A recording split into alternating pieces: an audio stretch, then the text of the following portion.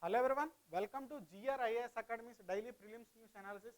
My name is Harish Amiti. I am presenting you news articles that are related to UPSC CSE Prelims from Hindu dated 23rd October 2023. These are our news articles for discussion today. So let us begin. Our first news article is Vienna Convention. Vienna Convention on Diplomatic Relations. Please do not get confused this with the Vienna Convention on Ozone Layer Environment GS3. This is Vienna Convention from GS2 International Relations. So this is Vienna Convention on Diplomatic Relations. So recently you must have known this, that India and Canada relations are going through a rough phase. So each other country is accusing each other with this violation of something called Vienna Convention. So what is this Vienna Convention? India is accusing Canada of violating Vienna Convention. Canada is accusing India of violating Vienna Convention. So what is this Vienna Convention? It is a treaty signed in 1961 on diplomatic relations, how each country should maintain diplomatic relations with the other. So it provides for the framework of diplomatic relations between countries. So it has features in its various articles of this particular treaty. It says how one country should manage diplomatic relations with the other, how the people work inside that embassies or high commissions, whatever. So the people who represent the other country inside another country, how they should be governed, how the land of the particular embassy or high commission should be governed. So this law deals with all of those provisions. How many numbers should exist in that embassy or high commission. So these are all the aspects that this particular law deals with. So this convention says that there should be immunity for the diplomats and their families from the laws of the host country. So India has placed a high commission inside the Canada. Now there are some representatives representing India sitting in Canada, which is called Indian High Commission in Canada. Now those people are representatives in India, host country is Canada. They should be governed by the laws of India, not laws of Canada. So diplomats and their families should get immunity from the laws of the Canada. They are not governed by the laws of the Canada, even they are residing within the land of the Canada. They are supposed to be governed by the laws of India, because that particular land of High Commission is seen as part of India. So the sovereignty of Canada does not extend to that particular area. So these people get immunity.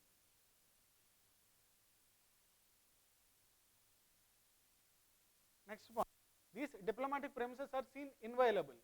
What is inviolable? Canada cannot suddenly, without any information, cannot come inside, without any approval, cannot come and check the premises, cannot take any property, cannot conduct any searches. So this property is inviolable. So the High Commission of India is seen like a land of India, not Canada. Diplomatic agents are expected to not to interfere in internal affairs. So those people who are representing India inside the Canada, they are not supposed to interfere in the internal affairs of the Canada. Similarly, Canada will have a High Commission in India. Some Canadians represent Canada in India. Now those people are not supposed to interfere in internal affairs of India. They are not supposed to comment in what India is supposed to do with Jammu Kashmir, what India is supposed to do with Northeast, Manipur issues, etc. They are not supposed to interfere in internal affairs of host country. Host country is responsible for ensuring the safety and protection of diplomats.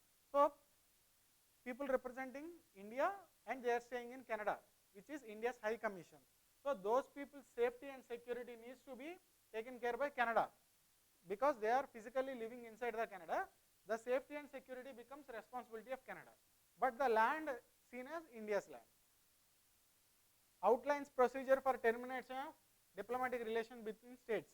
So it also says that if there are bad relations between countries, the relations between countries got worsened, like it is happening between India and Canada right now. So in such cases, countries can terminate the missions. Now there is a procedure for termination.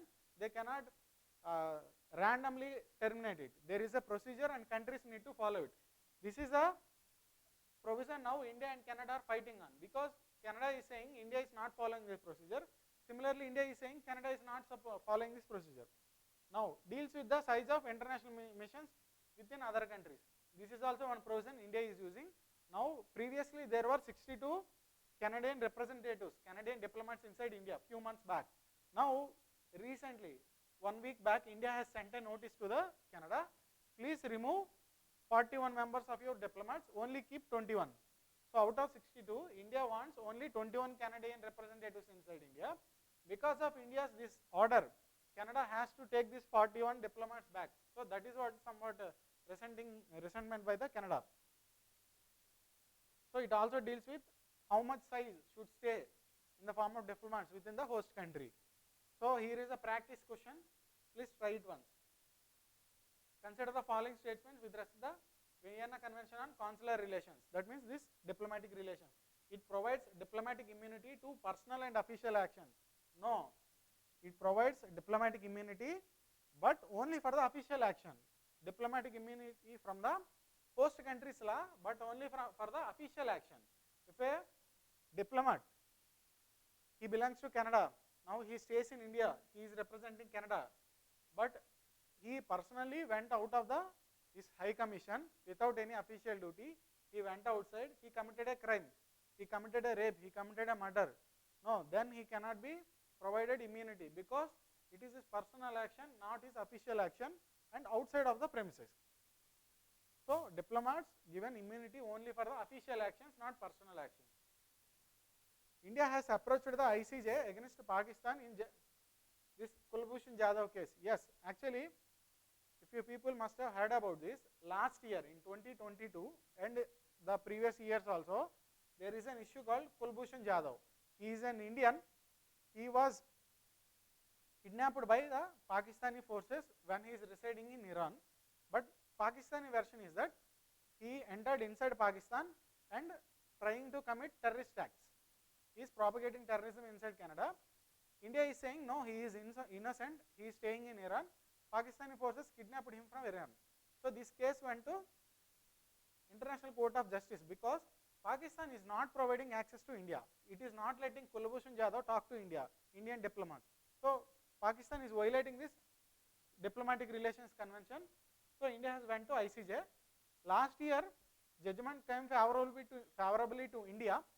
So Pakistan partially lost the case. It is still going on. It is not yet fully concluded. But India went to this ICJ based on this convention last year. So this statement is right. First statement is wrong. Second statement is right. It also deals with the size of the international diplomatic mission. Yes, yes, and this is one of the point of ongoing dispute between India and Canada. So second and third are right. One is wrong. How many statements are correct? Only two statements are correct.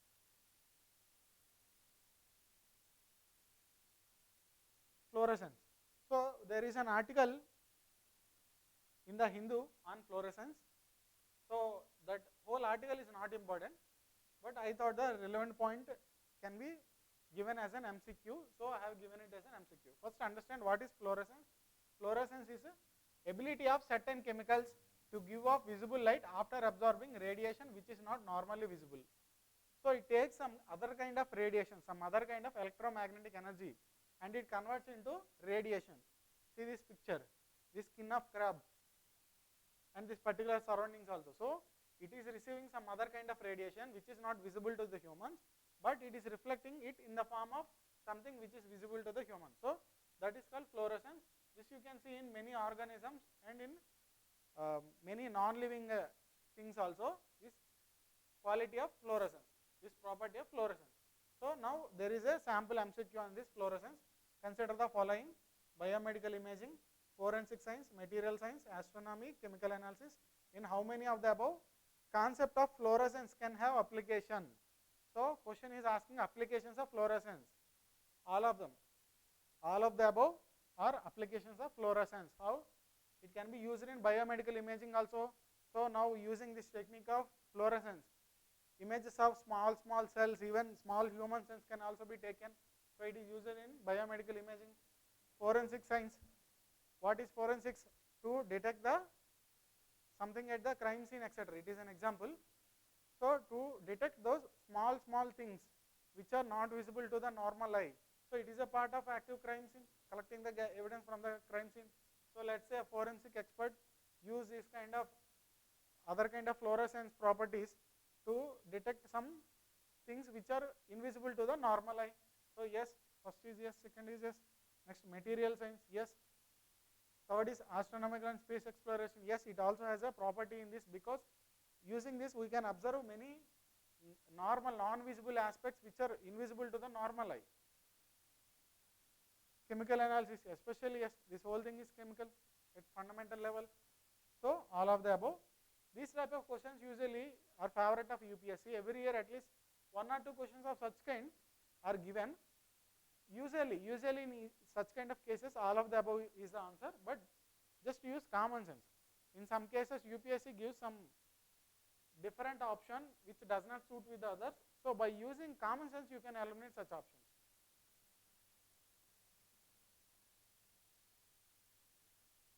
So next news is IMD. This is the original news which has also came in this 21st October Hindu. So we have already covered this in 21st October. So during 21st October prelims news analysis, I have explained about this geographical aspect, cyclone and everything, how this depression forms and how depression gets converted into cyclone, what is depression, what is cyclone, what is super cyclone, severe cyclone, etc. I have explained in 21st October prelims news analysis. So because I have already explained this news, I am focusing on other aspect of the news, which is IMD, the agency which is gathering the evidence, forecasting, warnings, etc. So the IMD which is doing all this analysis, which is cyclone, which is depression, forecasting, etc. So I am focusing on IMD. So I have given this information in the form of an MCQ. Let's practice this. Consider the following statements with respect to IMD, Indian Meteorological Department. It is an agency of Ministry of Environment. No, even though it seems like it is under Ministry of Environment, it works under the Ministry of Earth Sciences. So first option is wrong. It is not a member of World Meteorological Organization. Wrong. It is a member of World Meteorological Organization.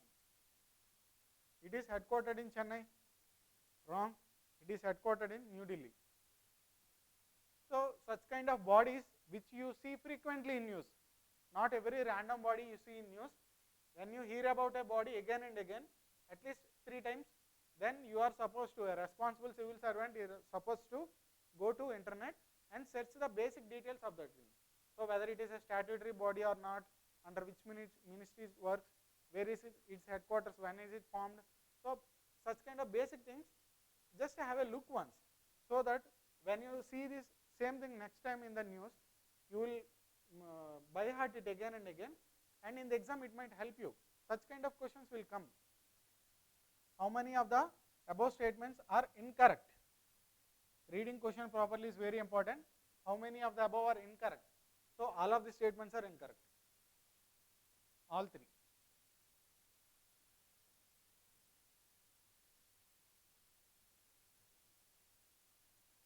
So this is the Wikipedia page of IMD. You see, it formed in 1875.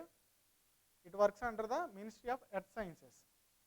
Ministry of Earth Sciences, its headquarters is in New Delhi, not Chennai.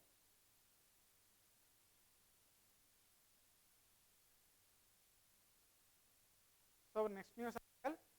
This is an article that is recommending some wealth tax on global level, but this particular article is not important for prelims. They are mostly recommendations. So I have taken some key terms from it and formed an MCQ, and this is typical MCQ from economics. If you see it, tax avoidance. What is tax avoidance? He is saying it is a form of tax fraud that involves the use of illegal methods to conceal income information from tax authorities. No. Just understand the term. Does this term avoidance sounding like a crime? No, avoidance does not sound like a crime. So this is wrong. Next, what is tax evasion? He is saying tax evasion is the use of legal methods to reduce taxable income or tax owed. Use of legal methods, that means it is allowed. It is allowed in a country. But evasion, see the term evasion. Evasion itself is sounding negative. So both these are wrong. Both these options are wrong. In fact, these are opposite. What is tax avoidance? It is the use of legal methods to reduce tax. So there are some provisions using which you can reduce tax. If you donate it to some organization, charity, you can reduce your tax. If you invest in PF fund, you can reduce your tax. If you take a house loan, you can reduce your tax. So there are some legal available methods to reduce your own tax. It is called tax avoidance. Tax avoidance, it is completely legal. What is tax evasion? Tax evasion is a form of tax fraud. Tax fraud, it is concealing the money from the authorities. Why you are concealing? Because you have obtained it through illegal methods, through corruption, through bribery, through money laundering. So this is tax evasion. Exchange both of these options, then both of them will right. In this form, both of them are wrong. Next term, he is saying greenwashing is an act by a company or country projecting its efforts or its products as climate friendly when they are not. When they themselves are not sure, they are not, still they are claiming they are environment friendly. They are green, environment friendly. So it is called greenwashing. Yes, this term is right. It is the original meaning of greenwashing. So how many of the above statements are correct? 1 is wrong, 2 is wrong, only 3 is correct, only 1 is correct. How many of the above? Not which option. How many of the above statements are correct? Only 1. These kind of questions UPSC is giving to eliminate this habit of elimination technique. It is eliminating the elimination technique. So aspirants for years and years habituated to this elimination technique. UPSC removed the scope for the type of elimination technique. So now you have to know for sure whether you know it, then only you can answer. You have to know all the given 2-3 options to pick the correct answer.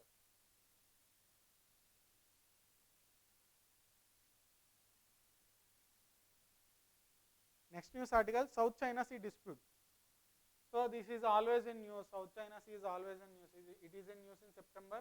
It is now news again in October. It will be in news again in November because it is a historical issue going in between all these countries. See, first understand the term South China Sea.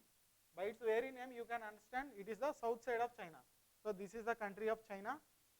This is Vietnam, Laos, Cambodia, Vietnam, Malaysia, Brunei, Philippines. So hope you have understood the geography. Taiwan. So below the China, between all these countries, there is a sea called South China Sea.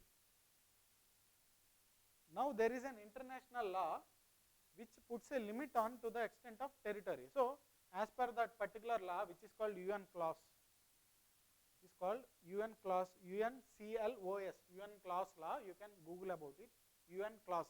Based on that law, hardly China territory comes still like this. China can only claim my sea part is still here only. Beyond this, China cannot claim. It is limit is 200 nautical miles. But China is claiming so far. China is coming till almost this Malaysia and claiming all of this sea is mine. Historically, my ancestors have ruled all of this sea. So I don't care about this international law. I want all of this sea. So China is behaving like a bully. All of these neighboring countries have fights with the China. So now the fight is between China and Philippines. This keep happening, every time it is in news. So just focus on South China Sea. Especially here the dispute is between 3 islands. There are 3 islands here, important islands. Paracel Islands, Scarborough Shoal, Spratly Island. So these 3 islands are inside the South China Sea. Now these 3 are disputed between China and these other countries.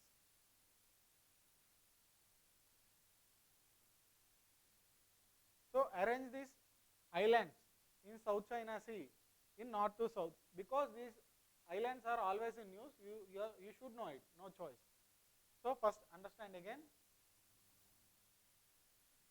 Paracel Islands first. So second option is first. Scarborough Shoal is next. Scarborough Shoal is 3, 2, 3. Spratly Islands is 3. Here it is 1. So 2, 3, 1. 2, 3, 1. So D is the answer.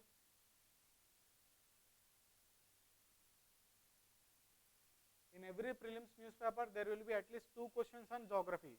It can be in India or it can be in the world. But based on the map, there will be at least 2 questions. Directly in UPSC Prelims every year, at least 2. And they will give only those places which are in news. They don't give any random place in the map. Whatever is in the news, you are supposed to know it geographical wise. So there is a news article on bats, how studying bats are helpful in dealing cancer. So again, this particular news article is not very much important to us. but I have picked some facts on that. So author is highlighting how bats carry so many viruses, but bats does not get infected themselves. Bats carry so many viruses. In fact, you must have heard during COVID, people have said that bat is a carrier of the COVID virus. The virus itself originated from the bat. I mean, it get infected from the bat. A human, the first person who got infected, he got infected from the bat. This is the theory, but it was not verified. But it is true that bats carry so many viruses which are harmful to humans.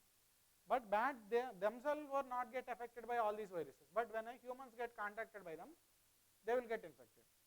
So why it is that? It turns that the answer lies in the special immunity power, because bat is a mammal which can fly. Mammals usually cannot fly. So bat is the world's only flying mammal.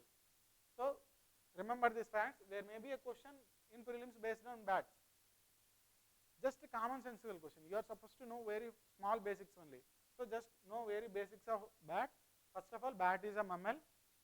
It is the only flying mammal, and its body temperature spikes too much beyond the levels of normal mammals during the flying. And because of this high heat, its immunity system is different from the other animals, and that is the reason it is not susceptible to the viruses on its body. The other mammals like humans does not have this kind of immunity system, that's why they get infected.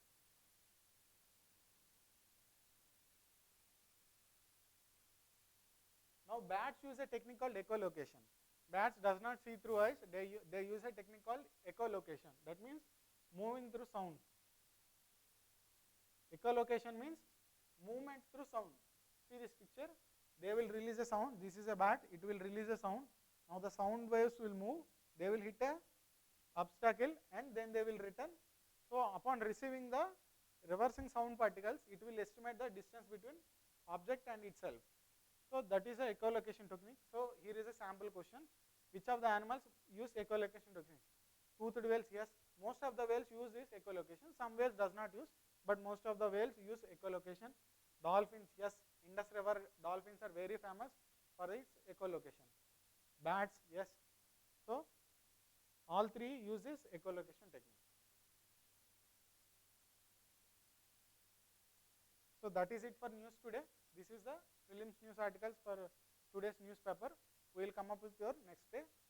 We have already uploaded the editorial analysis for today. Please do watch that. I have described the most important editorials comprehensively for UPSC mains. Thank you.